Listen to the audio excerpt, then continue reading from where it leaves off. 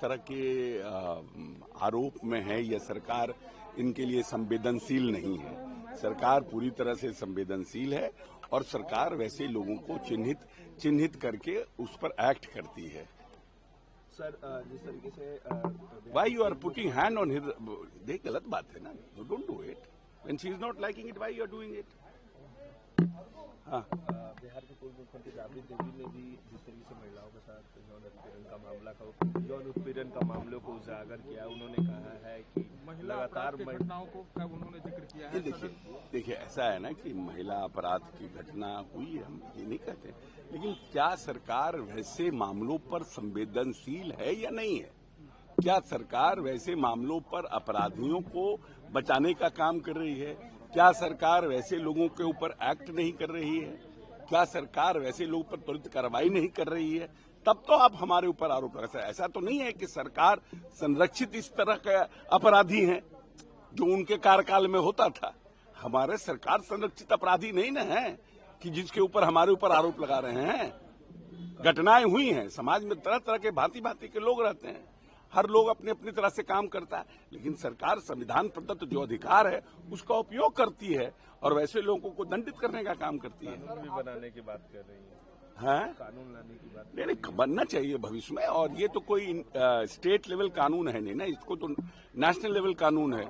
और जिस तरह से निर्भया कांड के बाद जो सेंसिटिविटी या संवेदनशीलता आई थी समाज में, उस संवेदनशीलता को बरकरार रखते और कड़े से कड़े कानून बनाने की अगर आवश्यकता हो तो उसमें भी हम लोग साथ हैं। फिर से आपके दामाद पर टिप्पणी कर दी है कि वो फर्जी तरीके से जो है बिस्कोमान में करके आए थे। देखिए ऐसा है कि अगर आपको बहुत फुर्सत में अगर आप अगर बहुत फुर्सत में और आपके पास कोई टॉपिक नहीं है, तब आप हमसे सुनील सिंह से प्रश्न पूछिए। मेरे लिए उनको पर बोलने का कोई, हम बोलना नहीं चाहते हैं। आप अपना टीआरपी मत बढ़ाइए। आउटसोर्सिंग के जरिए जो बहाली होती है, स्वास्थ्य विभाग में भी सवाल खड़ा हुआ और आज शिक्षा विभाग में खड़ा हुआ कि भाई 20-25 हजार रुपया सरकार देती है लेकिन 13-14 हजार रुपया स्टाफ को। ये इशू है, इसको चेक करना चाहिए और ज्यादा से ज्यादा पैसा जो है जो बेनिफिशियरी हैं उनके अकाउंट में।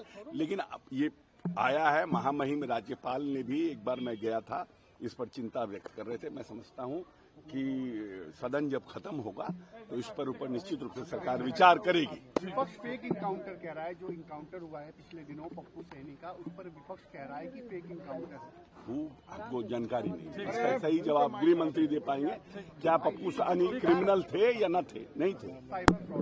हाँ, तो साइबर फ्रॉड थे या कुछ जो भी थे, जिस तरह का था परिस्थिति, उनको क्या हुआ नहीं हुआ तो इसका तो हमारा विभाग नहीं है, गृह मंत्री जवाब दे। लेकिन ये है कि हम लोग फ्रॉड इनकाउंटर में नहीं बिलीव करते हैं। हमारे नीतीश जी से लगातार इन बातों की चर्चा करते रहे कि फ्रॉड इनकाउंटर नहीं हो। हमें जो संविधान प्रदत्त अधिकार है उसका प्रयोग होना चाहिए। लेकिन कोई व्यक्ति भागने में, करने में, मान लीजिए हमारे पुलिस के जो, हाँ, किसी पुलिस पदाधिकारी का मनोबल तोड़ने के लिए करें तो हम कैसे उनको आगे बढ़ा सकते हैं? कैसे उनको आगे हंगामा हो रहा है सर, यूजीसी में, विधानसभा में हंगामा अभी हो रहा है। मुख्यमंत्री जवाब दे रहे हैं, राजद वाले हल्ला करेंगे और ये सभी लागू करेंगे नए नियम, ये वो, और विजय सिन्हा उसका जवाब दे रहे हैं। देखिए, ये अभी तो सुप्रीम कोर्ट ने अपने इसके ऊपर रोक लगाया है ना, लेकिन ये एक बड़ा इशू है। Discrimination of caste on the basis of scheduled caste and backward caste, there is still there in the society.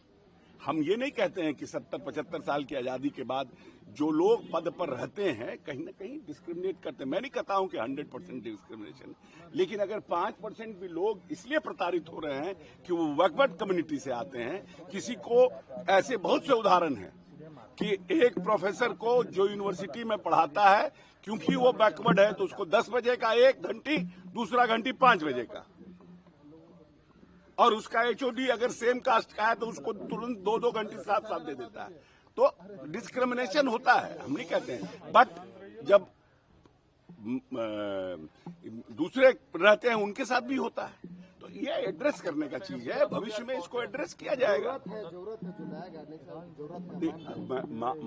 ये मामला अभी सुप्रीम कोर्ट में है, तो मेरा इस पर विपक्ष जरूरत अपना है। राय दे रही है सर, इस पर क्या कहेगा? राजद, सीपीआई, कांग्रेस, ये लोग राय दे रही है। अरे भाई, राय इसलिए दे रही है कि वो पोजीशन में है। हम राय नहीं दे सकते हैं, हमको तो पॉलिसी बनाना है। हम राय काहे के लिए देंगे? और आज आपको बता देते हैं कि जो लोग इतना ज्यादा उठा पटक कर रहे हैं अति पिछड़ों और बैकवर्ड की पॉलिटिक्स में, कुछ दिन पहले देखे कि 85% आरक्षण, ये टोटल कर्पूरी ठाकुर जी का थॉट प्रोसेस था। और 15 साल तक लालू जी रहे, लेकिन अति पिछड़ों को कैसे हम राजनीतिक रूप से, आर्थिक रूप से, सामाजिक रूप से सबल करें, इसकी कोई पॉलिसी नहीं बनी।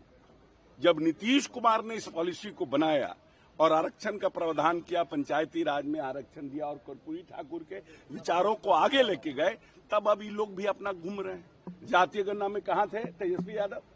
Is that Tejashwi Yadav it was a brain child of Tejashwi Yadav which Nitish Kumar has followed it, और it was a brain child of Nitish Kumar which Tejashwi Yadav has followed it. यही बिहार की जनता को समझना है। ये ब्रेन चाइल्ड नीतीश कुमार का था जब भारतीय जनता पार्टी साथ थी। बाद में क्योंकि तेजस्वी आए तो ही फॉलोड नीतीश कुमार।